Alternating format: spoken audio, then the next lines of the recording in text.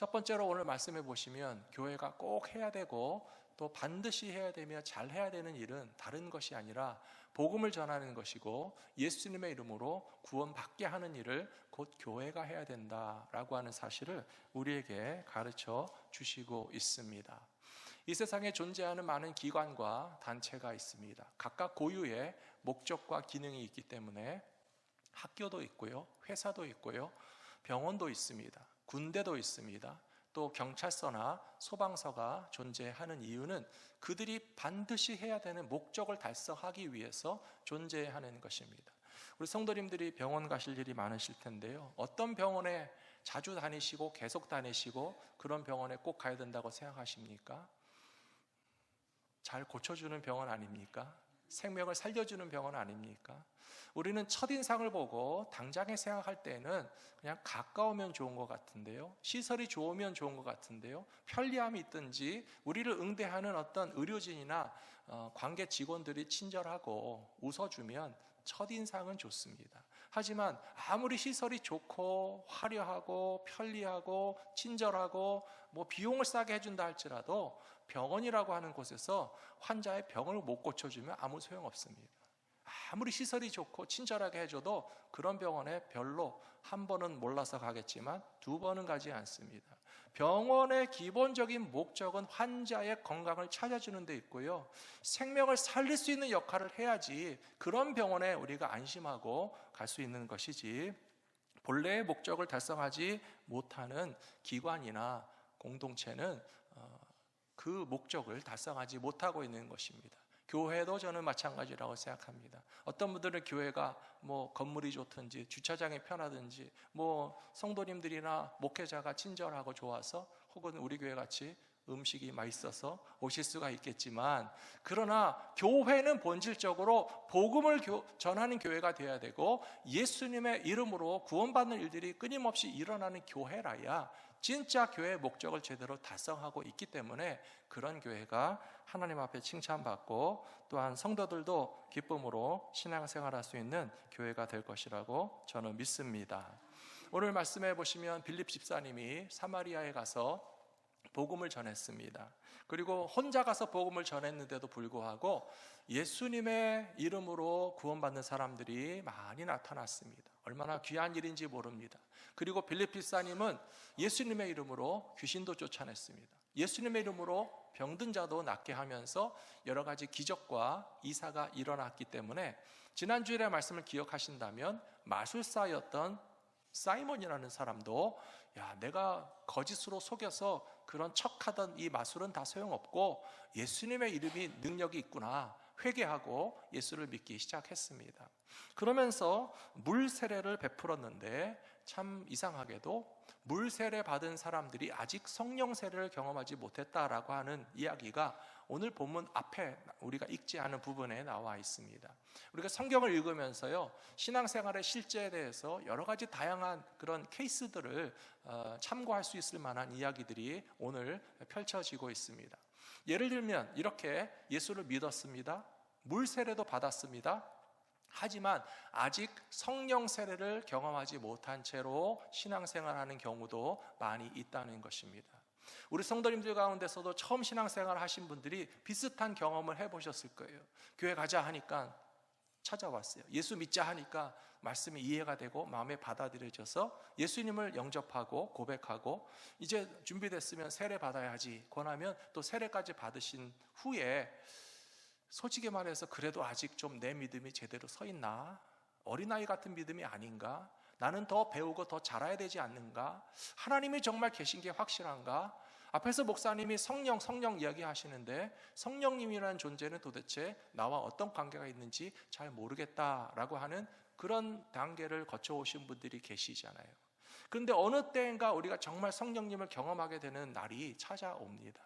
교회 다닌 지 6개월일 수도 있어요. 교회 다닌 지 1년일 수도 있어요. 어떤 분들은 교회 다닌 지 10년, 20년 있다가 뒤늦게 성령님을 체험하는 분들이 있을 수 있습니다. 그런 차이가 나는 것은 아무 상관없습니다. 그러나 제가 말씀드리고 싶은 것은 반드시 모두에게 다 있어야 된다는 겁니다. 예수를 믿고 고백하는 일도 모두에게 다 있어야 되고요. 물로써 세례 받으신 일들도 모든 성도님들이 다 있어야 되고요.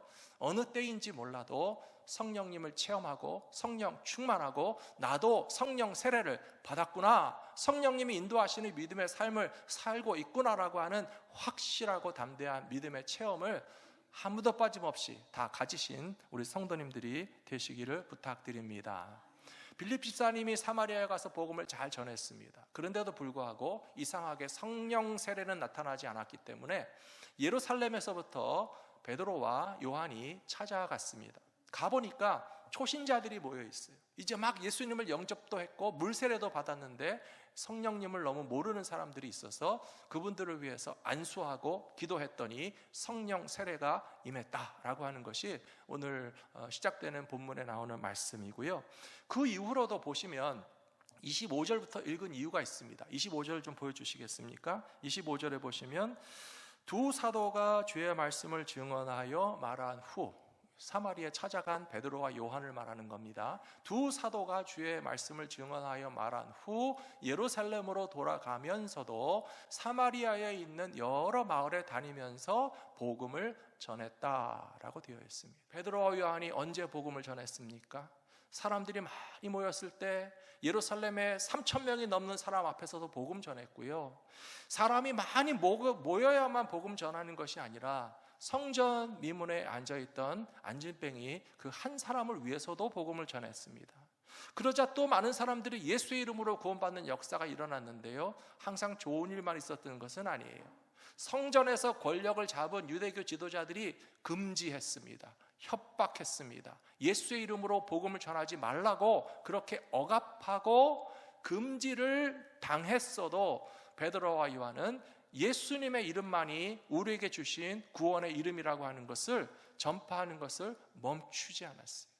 그것은 교회의 본질이고 제자들의 사명이기 때문에 그렇습니다. 많은 사람들이 모였어도 복음을 전하고 한 사람을 놓고도 복음을 전하고 못하게 금지를 당하고 핍박을 당해도 예수의 이름을 증거할 뿐만 아니라 이렇게 사마리아에 갔다가 돌아오는 길에도 그냥 오지 않고 거치는 마을 다니면서 기회가 있을 때마다 예수의 복음을 전하고 구원의 역사가 일어날 수 있도록 힘썼던 것처럼 우리들도 이와 같은 믿음의 사명을 쭉 감당하면서 살아가는 것이 교회의 본래 목적을 이룬다는 사실을 잊지 마시기를 부탁드립니다.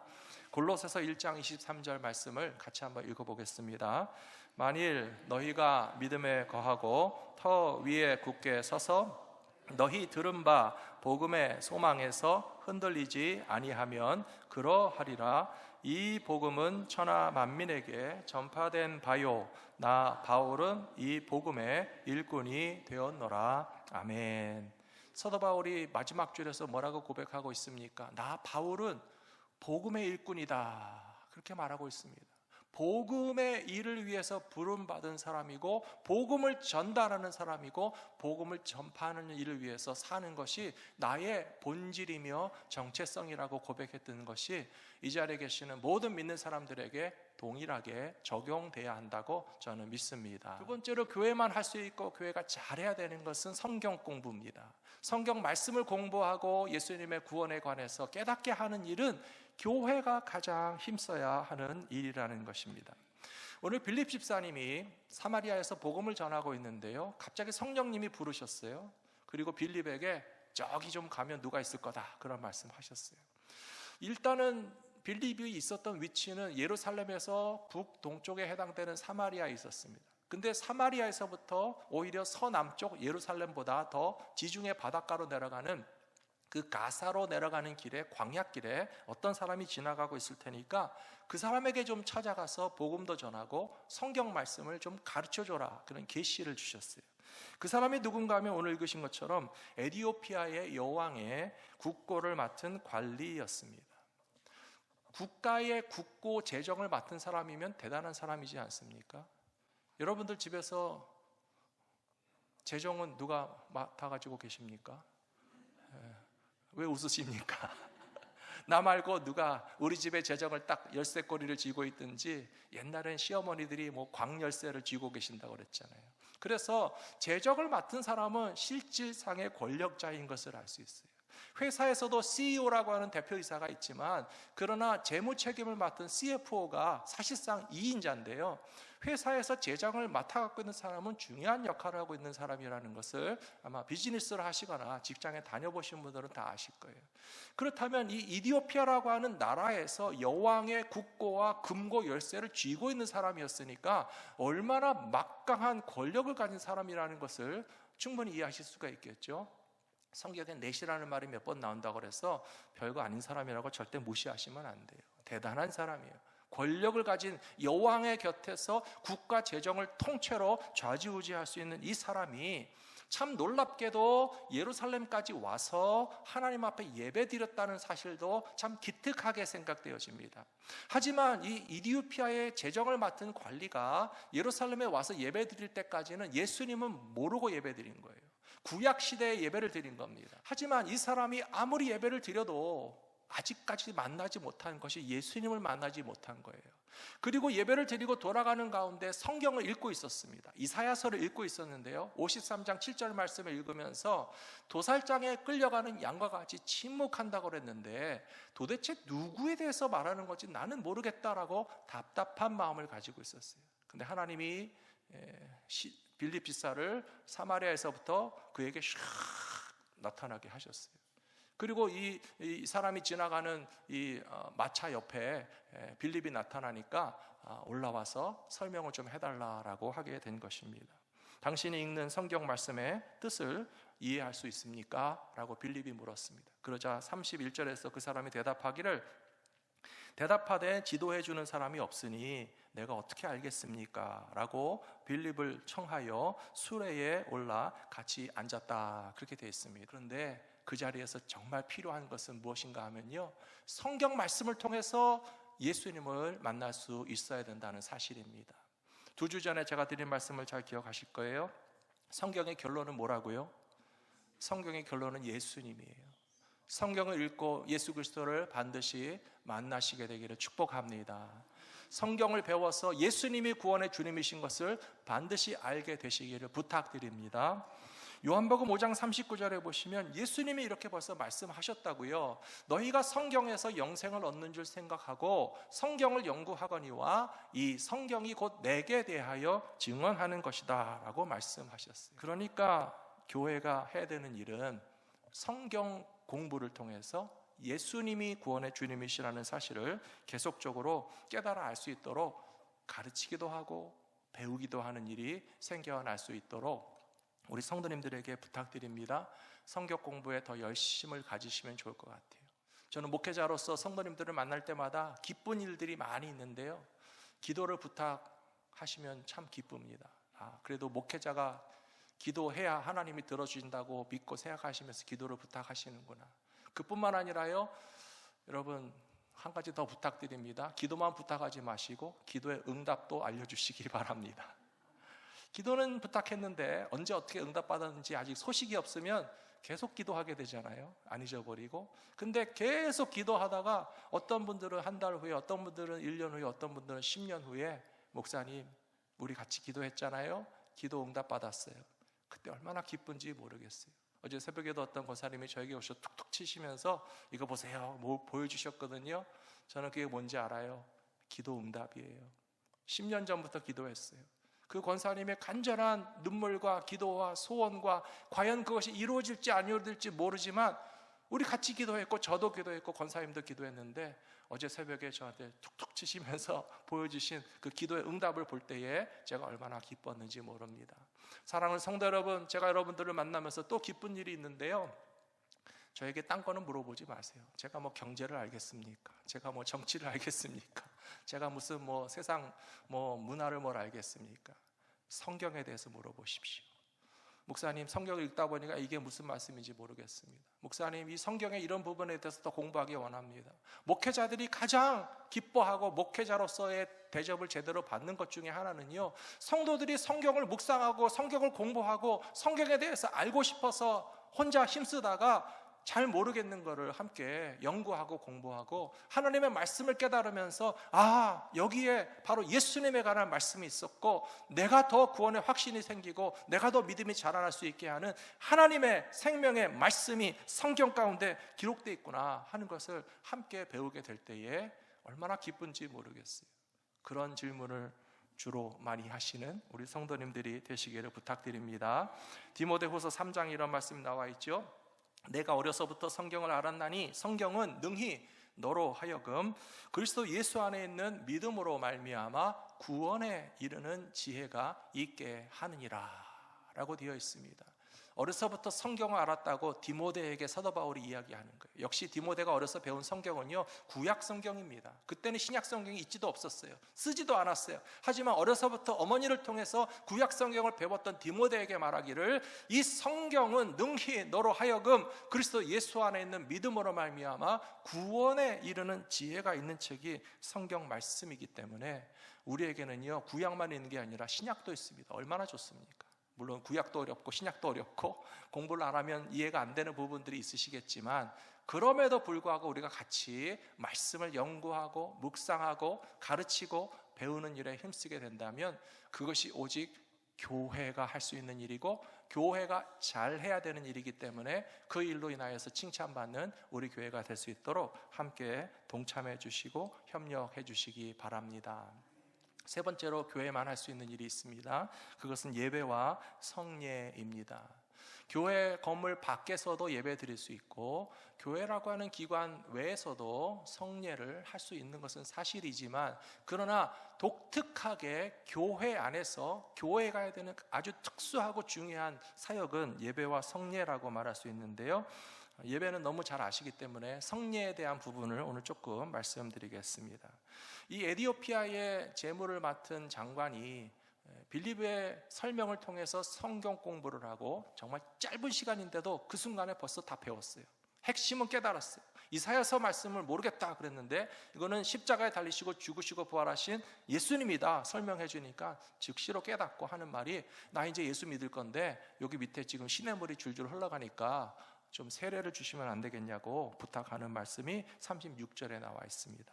길 가다가 물 있는 곳에 이르러 그 내시가 말하되 보라 물이 있으니 내가 세례 받음에 무슨 거리낌이 있느냐 이에 명하여 수레를 멈추고 빌립과 내시가 둘 다 물에 내려가 빌립이 세례를 베풀고 라고 되어 있습니다. 물론 요즘에는 이런 식으로 급하게 하지는 않습니다. 교회 나와서 나 오늘부터 예수 믿는다고 당장 세례 달라고 그러면 곤란합니다. 그러면 성경을 탁 펼쳐놓고 성경에 나와 있는데 왜 안 됩니까? 라고 따지시면 제가 좀 설명을 드리겠지만요. 요즘에는 절차가 필요하고 제도가 있고 다 거쳐야 될 시간적인 그런 과정이 있습니다. 오늘 교회 오자마자 나 예수 처음 믿었으니까 당장 세례 달라고는 쫄르지 마시기 바랍니다. 하지만 교회라고 하는 곳에서 우리 예수를 믿기로 작정하신 분들에게 세례를 베풀어 드릴 수 있다는 것은요 얼마나 기쁘고 또 중요하고 반드시 해야 되는 일인지 모릅니다. 지난 상반기를 돌아보면요 우리 교회 성례가 2번 있었습니다. 성찬은 몇 번 했지만은 고등부 학생이 입교를 했습니다. 저는 그때도 너무 기뻤습니다. 우리 교회에서 어렸을 때부터 자라난 학생이에요. 유초등부, 중고등부를 거치고 우리 고등부 담당 목사님에게 말씀을 배우고 세례 준비 교육을 하고 이제 나도 구원의 확신과 신앙이 있으니 내 믿음으로 회중과 교회 앞에서 내 신앙을 고백하고 세례는 어렸을 때 유아 세례 받았으니까 입교하겠습니다. 그래서 얼마나 제가 기쁘고 정말 자랑스러운지 몰라요. 우리 교회가 제대로 된 사역을 하고 있구나. 숫자가 많은 것이 중요한 것이 아니라 한 영혼이라도 자라나서 입교하는 것은 너무 아름다운 일이라고 생각했습니다. 그리고 한 달여 전에 우리 연세가 있으신 또 두 분 성도님이 세례도 받으시고 입교도 하셨잖아요. 저는 그때도 너무 기뻤어요. 세례를 처음 받으시고 교회 입교를 하시는데 무슨 나이에 상관이 있겠습니까? 요즘 말로 나이는 숫자에 불과하다고 어느 때가 됐든지 간에 내 믿음 갖고 세례 처음 받으시고 내 믿음 갖고 입교하시는 것은 너무 아름다운 일이고요. 우리 교회가 해야 되는 일을 했다는 것에 대한 기쁨 때문에 저는 한국 가서도 친구 목사님들에게 자랑했어요. 야, 내가 1주일, 2주일 전에 우리 교회에서 연세 있으신 성도님 세례도 받으시고 입교도 하셨다. 막 너무 기뻐가지고 자랑했거든요. 사랑하는 성도 여러분, 그러나 이렇게 손에 꼽을 만큼밖에 6개월 동안 못했습니다. 우리 성도님들에게 저는 부탁드리고 저도 노력도 할 거예요. 우리가 병원이라면 6개월 동안 병원을 하면서 몇 사람 고치고 몇 사람 살아났다. 그것도 귀하죠. 천하보다 귀한 생명인데 한 생명만 살아나고 한 사람만 예수 믿어도 얼마나 귀한 일입니까? 그런데 만일에 우리 하반기에 이런 일들이 정말 10명, 20명, 50명, 100명, 병원이면 환자를 치료해야 될 거 아니에요. 병원이면 사람을 살려야 될 거 아니에요. 우리가 교회라면 복음을 전하고 예수를 믿고 이제 새로 세례를 받거나 입교하는 분들이 더 많아질 수 있도록 함께 힘써 주시기를 부탁드리겠습니다. 한국에서는 요즘에 출산율이 너무 떨어져서 고민이라고 그러잖아요. 출산율이 떨어진 데는 여러 가지 배경이 있습니다. 일단은 결혼을 안 합니다. 결혼도 해야 애도 낳을 텐데요. 젊은이들이 도저히 결혼을 할 용기를 가지지가 못하는 거예요. 너무 치열한 경쟁 속에서 결혼하기 위한 조건을 갖출 때까지 너무 해야 될 일이 많다 보니까 그러다 보면 자꾸 나이가 많잖아요. 우리 이 자리에 계신 성도님들은 20대 초반에 결혼하신 분도 계시잖아요. 혹은 20대 중반이나 후반쯤 결혼하면서도 너무 늦게 결혼한 게 아닌가 하신 분들도 계실 텐데요. 요새는 한 40살쯤 돼야 결혼합니다. 별로 안 놀라시네요. 주변에 많이 보셨나 봐요. 30대도 아니고 30대 후반쯤 가야 초혼 연령 평균이 30이 넘은 지가 한참 됐어요. 그나마도 비혼으로 살아가는 젊은이들도 참 많은데요. 젊은이들을 탓할 것이 아니고 정말 안심하고 행복을 위해서 가정을 꾸릴 수 있는 그런 모든 환경과 조건을 만들어줘야 결혼도 할 텐데, 결혼을 이렇게 힘들게 늦게 했으니 또 아이는 언제 낳겠습니까? 또 아이를 낳으려니까 엄두가 안 나는 거예요. 언제 키워서 이 험한 세상에서 이 아이들이 자라날 때 얼마나 고생할 거 생각하니까 오히려 부모가 되기가 무서워서 자녀를 낳지 못하겠다는 생각을 많이 하게 되기 때문에 지금 한국의 출산율이 0.8, 0.7 막 내려가고 있어요. 어마어마하게 심각한 거예요. 한 사람이 한 사람을 낳아도 현상 유지가 될까 말까 한데 한 사람이 한 사람을 안 낳으면 지금 팍팍팍 줄어든다는 거예요. 한국 인종이 멸종될 수 있다는 게 농담이 아니고요. 실제로 가까운 시일 내에 생겨날 가능성이 많이 있는 일입니다. 근데 저는 그와 더불어서 교회의 미래도 함께 걱정하지 않을 수가 없어요. 한국인이 멸종하면서 숫자가 줄어들면요, 당연히 젊은이들이 줄어들겠죠. 교육부에 아이들이 없겠죠. 아이 울음소리가 들리지 않는 한국 사회요, 아기 울음소리가 들리지 않는 교회라고 하는 것은 미래가 매우 걱정되는 상황이 아닐 수 없습니다. 근데 얼마 전에 LA 뉴스를 보니까 어느 교회에서 아이를 낳으면 선물을 주신다고 그래요. 참 기가 막히게 좋은 아이디어라는 생각이 들었습니다. 여러분, 우리 교회에서도 아기를 낳으시면 선물을 주시라고 제가 교회 당회나 재직회에 부탁을 드리겠습니다. 직접 낳으셔야 됩니다. 우리 교회에서 아기가 태어나면 하나님 앞에 감사로 축복하고 교회에서 선물을 주고, 선물을 받기 위해서가 아니고 우리 교회 성도 가운데서 젊은 가정이 아이를 낳는다는 것은 또 얼마나 기쁜 일이 되겠습니까? 교회가 해야 되는 일은요, 복음을 전해서 예수 이름으로 구원받게 되는 일이고요. 교회가 해야 되는 일은요, 성경을 공부하면서 성경이 예수님을 만나게 하는 책이구나 하는 것을 깨달아야 되고요. 교회가 해야 되는 일은요, 세례를 베풀고 새로 예수 믿는 사람들의 믿음이 자라나는 일을 끊임없이 행할 때에 주님이 기뻐하시는 교회의 모습을 이루게 될 것이라고 믿습니다. 내 건물이 있어야만 모일 수 있는 교회가 아닙니다. 교회가 없으면 공원에 나가서 야외에서 예배드릴 수도 있는 것이고요. 우리 건물이 아니라도 우리가 모여서 예배드릴 수 있으면 여기서 예배드릴 수 있는 것이 기쁨이고요. 바울과 실라는 감옥에 쳐넣는데 그 감옥 안에 감방이 바로 예배당이 됐잖아요. 거기서 찬송하고 거기서 기도하고 감옥 문이 열리고 감옥의 간수가 어찌할꼬라고 두려워할 때에 뭐라 그랬습니까? 말씀에 금방 나왔던 것처럼 주 예수를 믿으라. 그리하면 너와 내 집이 구원을 얻으리라. 복음의 일꾼이 된 사람은 환경과 조건에 전혀 제약을 받지 않고 어디서 누구를 만나도 예수님의 이름을 증거할 수 있는 귀한 믿음의 사람이 되실 줄로 믿습니다. 그리고 마지막 34절에 보시면요, 오늘의 결론은 이거예요. 같이 읽어보실까요? 그들을 데리고 자기 집에 올라가서 음식을 차려주고 그와 온 집안이 하나님을 믿음으로 크게 기뻐하니라. 아멘. 지난 주일의 결론도 기억하십니까? 지난 주일의 말씀의 결론도 사마리아에 복음이 전파돼서 그 성에 큰 기쁨이 있었더라. 그게 마지막 말씀이에요.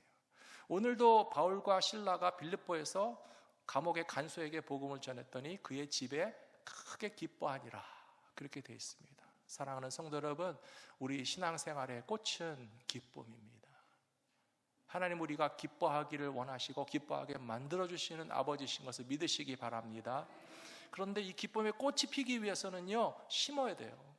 복음의 씨앗을 심어서 그 복음이 싹이 나서 자라나서 마지막에 꽃이 피는 것인데요, 우리가 예수의 이름을 증거하면 복음의 씨를 심는 것이고, 성경 말씀을 공부하면 그 복음과 신학이 자라나는 것이고, 그 결론에는 기쁨의 꽃이 피어나게 반드시 되어 있습니다.